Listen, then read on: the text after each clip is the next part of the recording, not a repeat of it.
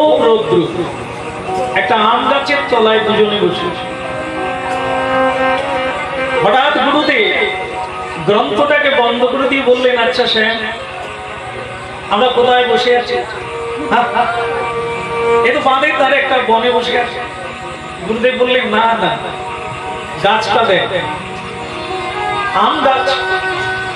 ঠিক করে বল, আম গাছ? না না, আম্র গাছ। সেটা বল, এ তো আম গাছ জানি। ওর শুদ্ধ ভাষা আম্র। বৃন্দাবনে আমকে আম্র বলা হয়, আম্রকুঞ্জ। বৃন্দাবনে আম্রকুঞ্জ আছে যেখানে রাধা শ্যামের মিলন হয়। আমার গুরুদেব বললেন, আজ দুই সখীতে মিলে আমরা আম্রকুঞ্জে রাধা শ্যামের বিলাস শুনছি। বলে রাধে। আমি ওই রকম হাসি না, খুব হেসেছি। গুরুদেবের একটা ভাষার মধ্যে কি ছিল বলুন তো? বলে, আমরা দুজনে সখী মিলে আম্রকুঞ্জে রাধা শ্যামের বিলাস দেখছি। আমি তো একটা পুরুষ মানুষ, গুরুদেবও একটা পুরুষ মানুষ, কিন্তু বলছেন দুই সখী মিলে। আমি বুঝতে পারছিলাম না। আমি গুরুদেব, এটা কিরকম হলো? আপনি আমাকে মেয়ে বলছেন, নিজেকেও মেয়ে অভিমান করছেন, এটা কি? বলে, যারা কৃষ্ণ প্রসঙ্গে এসে যায়, গুরু কৃপা পেয়ে যায়, ওরা আর পুরুষ থাকে না। এই যেখানে অনেক মায়েরা আছে, এই মূর্তি না, আপনাদের ভেতরে আরেকটা ঘুমিয়ে আছে মেয়ে, একটা ভেতরে মেয়ে ভাব আছে, যে মেয়ে ভাবকে বলা হয় সেবা ভাব। সংসারে যে মেয়েরা খুব সেবা করতে ভালোবাসে, চাকরি করতে ভালোবাসে না, বাইরে যেতে ভালোবাসে না, ও বলে সব বউদের সব কাজ দাও, আমাকে শুধু সেবা কাজ দাও। ওর মধ্যে সেবা ভাব আছে। এই সেবা ভাব রাধারানীর ছিল বলে স্ত্রী গোবিন্দকে প্রাপ্ত হয়েছিলেন। বলো রাধে রাধে। একটু যদি জোর বলা যায়, আমার মনে হয় আরো জোর বলা দরকার। এই সুন্দর। তো যার মধ্যে সেবা ভাব আছে, তিনি কুঞ্জধি গৃহিণী। হরিনাম শুনতে শুনতে, হরিনাম গাইতে গাইতে সে সেবিকা হয়ে যায়। আর আমি যদি পুরুষ হই, আমি যদি গুরু হই, আমি চাইবো সবাই আমাকে প্রণাম করুন, আমাকে পূজা করুন। এটা ভালো না? আমি সবাইকে প্রণাম করব, আমি সবার সেবা করব, আমি সবার নিচে।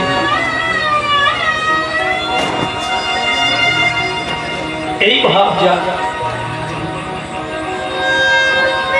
গুরু কৃপা।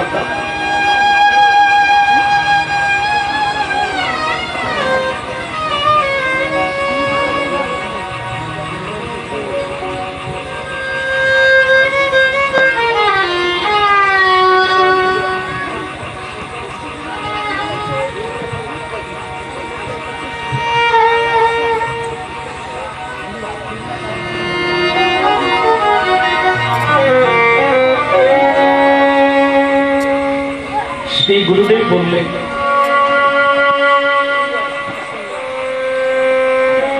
যদি পারিস এমন একটা কুঞ্জ তৈরি করবি যেখানে অহর্নিশি রাধা শ্যাম বিলাস করবে, রাধা মাধবের সেবা হবে, কীর্তন।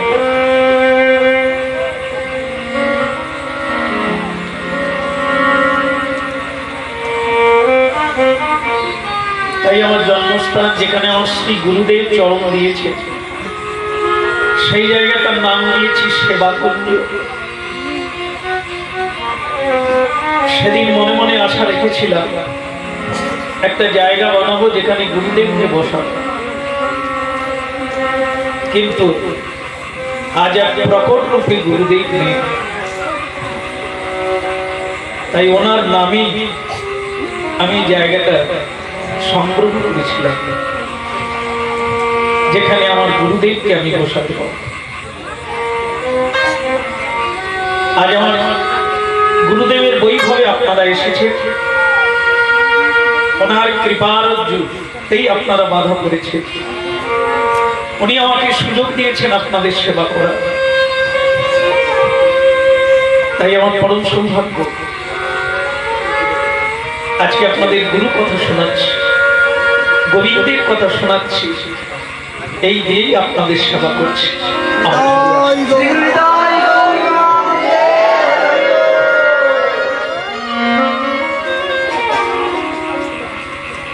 এই ছাওনা, এই জায়গার নাম গুরুকুঞ্জ। শ্রী গুরুদেব স্বয়ং ভগবান জগৎ গুরু, সবার গুরু তিনি, নানা ভাবে নানা রূপে সবার কাছে এসেছে। আমার খুবই ভালো লেগেছে আজকের দিনে আপনাদের চরণ ধুলি করেছে এই জায়গায়।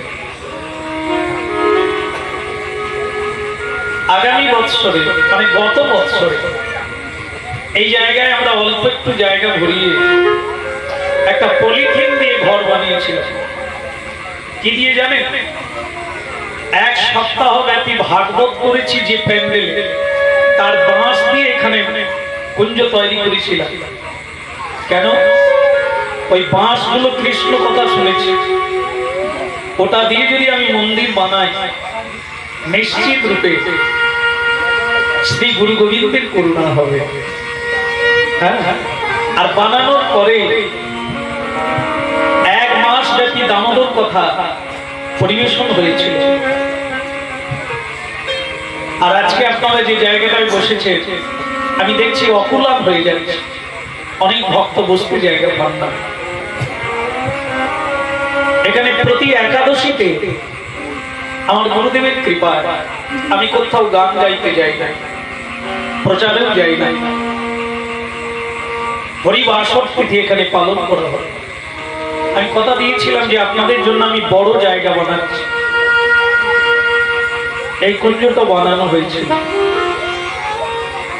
কিন্তু অনেক ভক্ত এসে বলছেন যে ওর ভেতরে করবেন না, অনেক ভক্ত আসবে, আপনি বাইরে করবেন।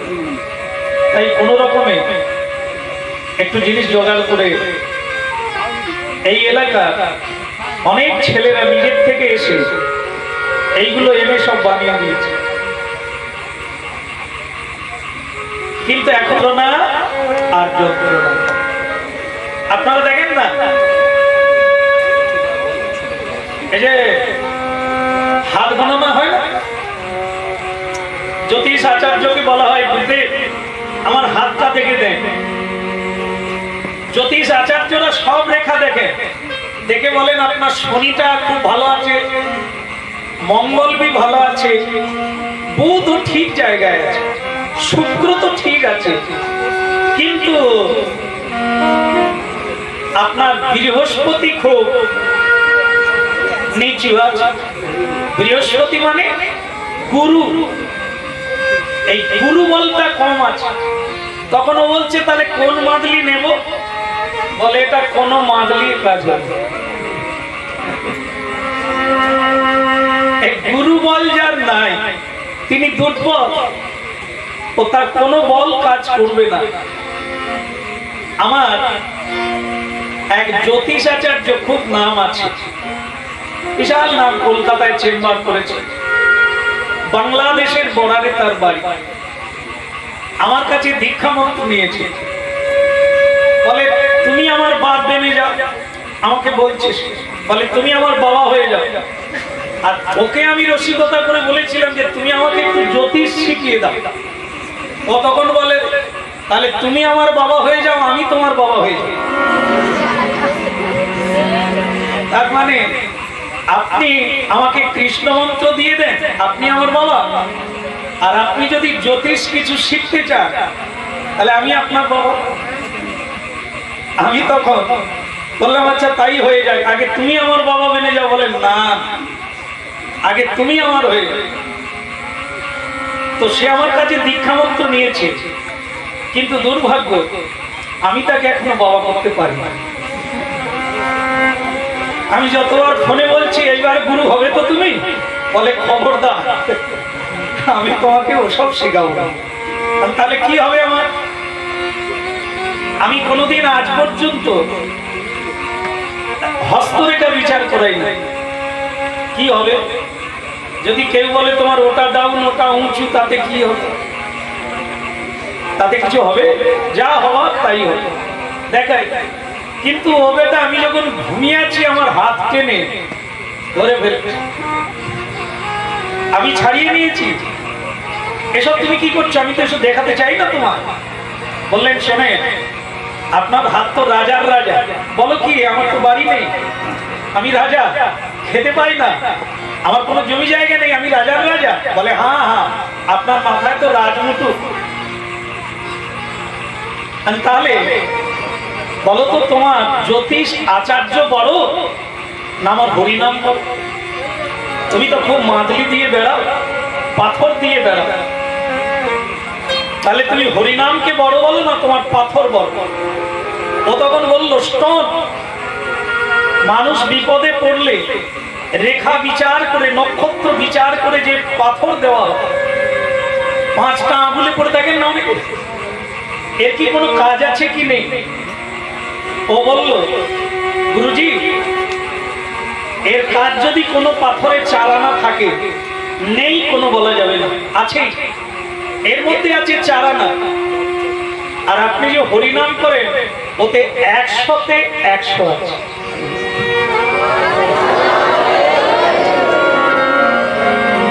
আমি ওকে বলেছিলাম তাহলে বাবা আমি কিন্তু তোমায় আর বাবা করছি না। তাহলে কেন? আমি বললাম তোমার জ্যোতিষ গণনায় যদি আমার চাইতে কম হয়, চারানা পাওয়া যায়, তাহলে আমি ওতে নাই। 100-তে যদি 100 হরিনামে পাওয়া যায়, তাহলে আমি হরিনাম করবো। বলো নিতাই গৌর। তাই ভক্তমন্ডলী ও ভক্তিমতী মা, হস্তরেখাতে গুরু বল কারো ওঠে না।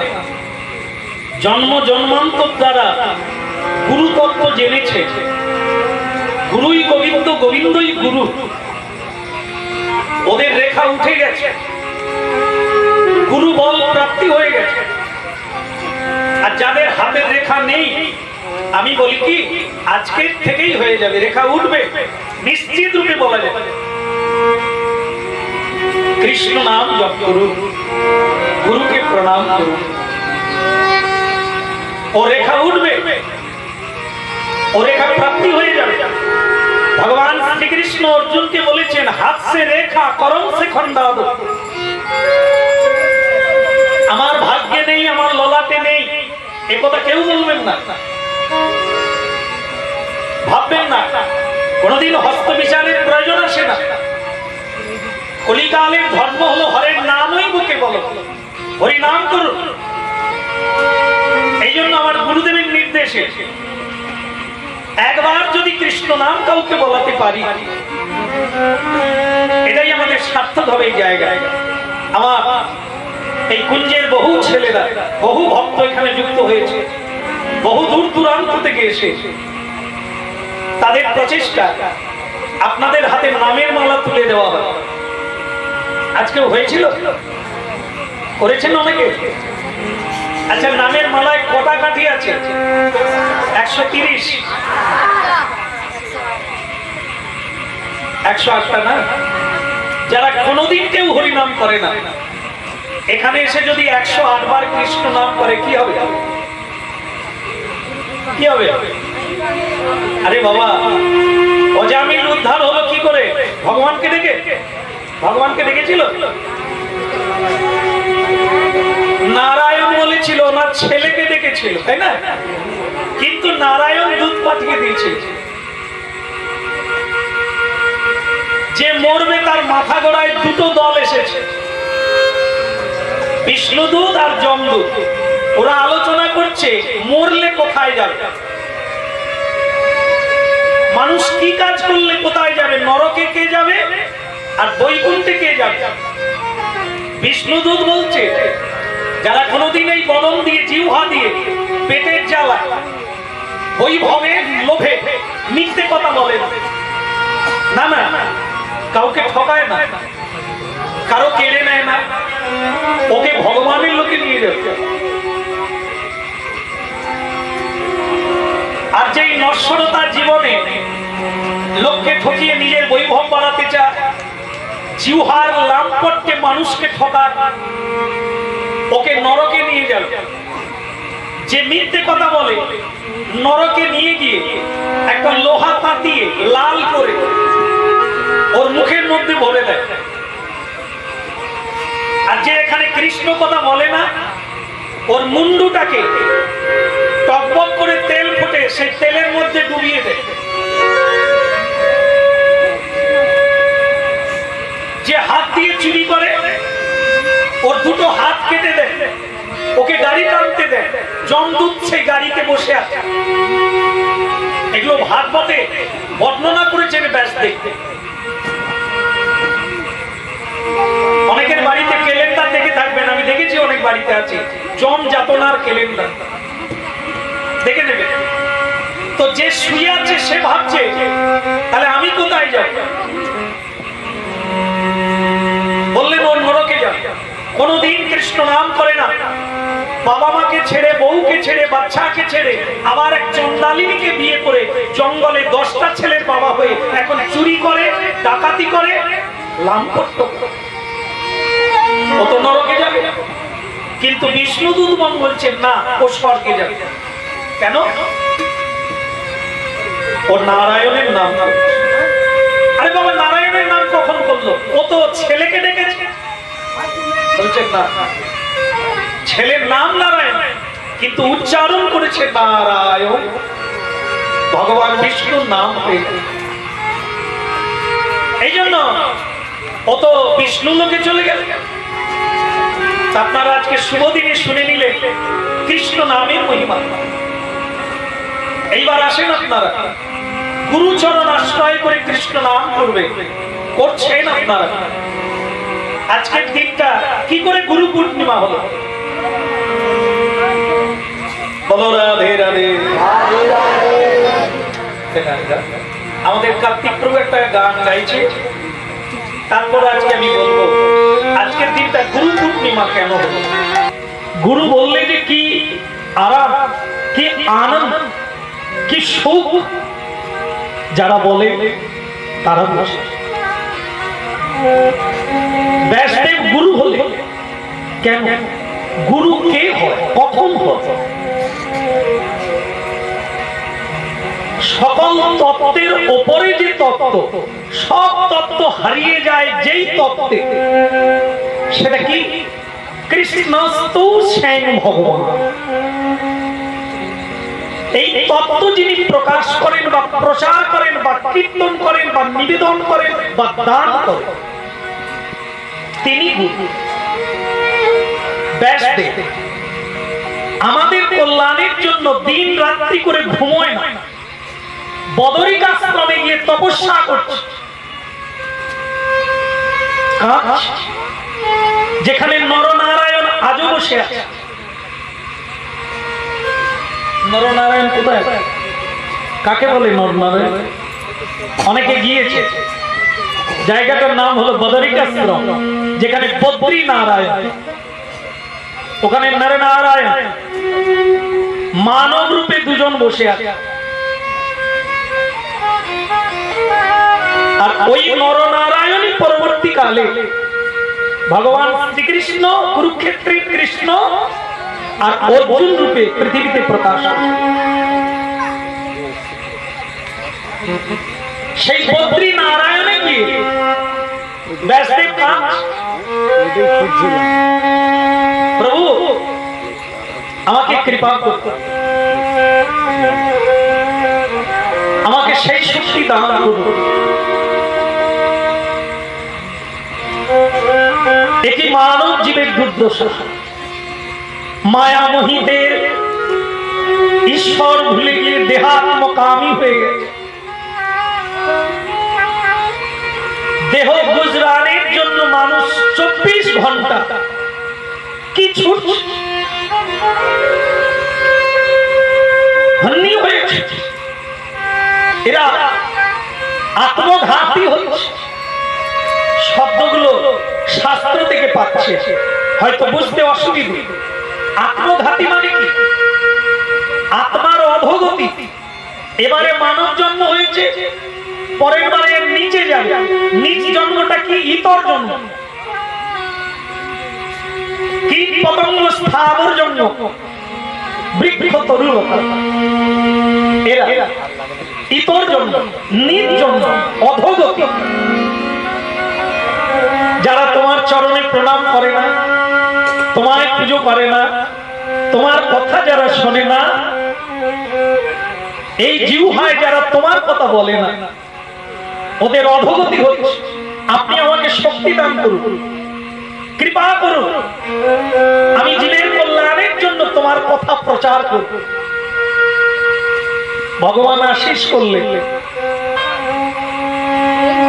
বেশাবতার, আবেশাবতার খুব ধ্যান শোনে।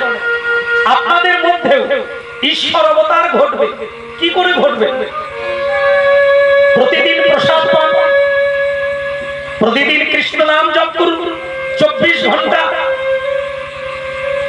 তার অবতার আপনার মধ্যে হবে, আবির্ভাব হবে। বেশ অবতার, বেশাবতার, ভাবাবেশাবতার। উনি আপনার মধ্যে প্রবেশ করে যান। ভগবৎ সত্য